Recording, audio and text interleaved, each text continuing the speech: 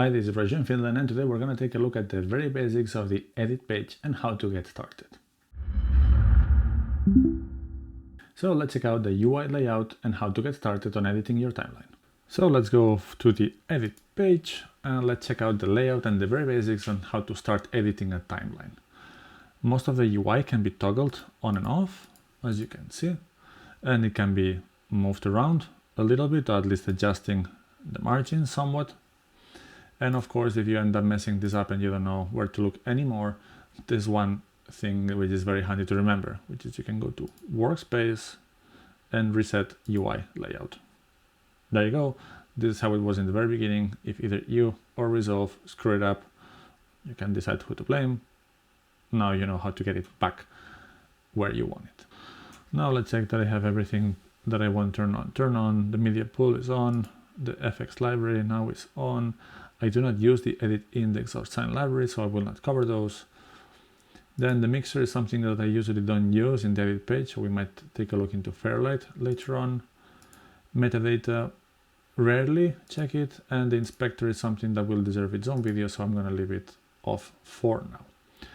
This button here, or this one there, if I would have, let's say, have the inspector on, it expands this to cover the screen fully vertically. If you have it up here, then you have a bigger timeline. And this works in the same way on the other side.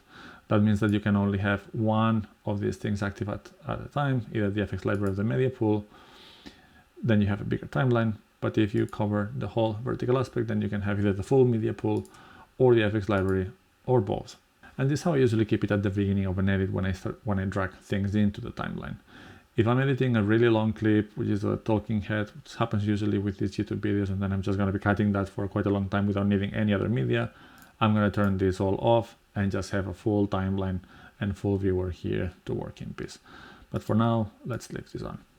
Here in the media pool, this is a straight coming from the media page that you have had, arrange your media. So in my case, I have my sources, I have my assets, and here's where I'm going to have my timelines. So actually, let's go and create one right now. Basics, edit, here I have my timeline, now it's here, and it's also loaded into my timeline viewer down there.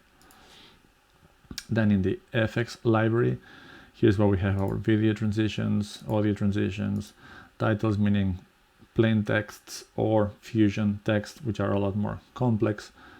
Generators, where you can have a solid color brought here, or a window, or, well, you can see for color gradient or gray bars, or, oh, this is always fun. So these are your normal generators. And then you have some audio effects as well. Again, I will not touch anything related to audio in the edit page. That's something I'm going to leave for Fairlight in the future.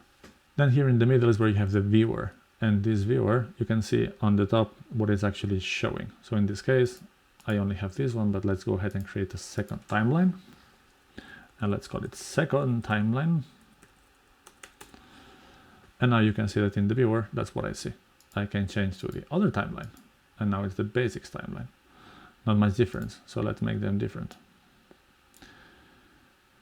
Now this is my basics edit. And I can change to the second timeline. As you can see now, this will change as well. And I will put another clip there. So when I change the content of the viewer, am I actually changing also what am I editing? Here you can see that now we have two viewers. If I turn on the inspector, there is only one viewer. And this is something I'm going to cover in a separate video, how it works in practice. But basically, you can always see in one viewer or two what are you editing.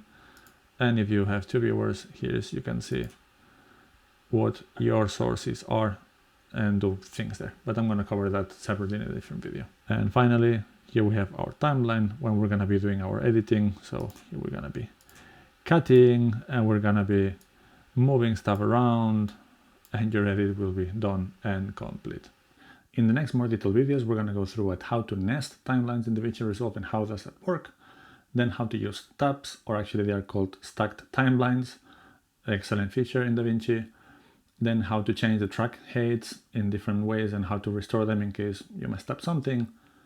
Then how that do the viewer and the inspector work, those two different media viewers that you have in the middle of the screen.